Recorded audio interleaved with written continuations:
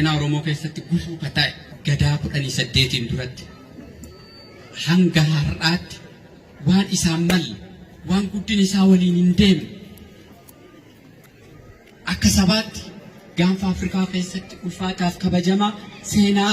ganna 200 ol ulfaataa qabuu fi uummata naannoo kanaatiif iyyuu wabii ta'aa ture sun gadaa 18 jechuun ganna 144 isa san cufa dhabee har'a biyya dhablee ta'ee hambaaf ergamee hambiti qotachiifte akka namaatti osoo hin taane akka beelladaatti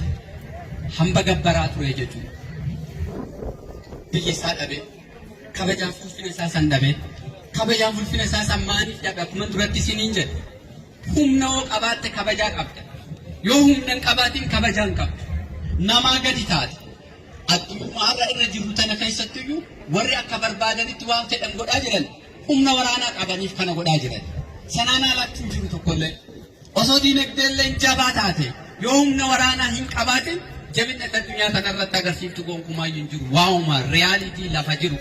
argaa jirru kana warrumti har'a addunyaa kanarratti jaboo jedhaniyyuu humna waraanaa qaba humna waraanaatiif siyaasaan jabaa ta'uudha jechuudha.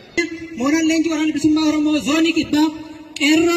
diddaa fi roorroo adamsoo mootummaa dadhabuudhaan qawwee kaasuu filatan fuula duraaf ofitti fuunee leenjisnee hojii qabsoo fuula dura keenya jiruuf qopheessuudhaaf qophii keenya xumurannee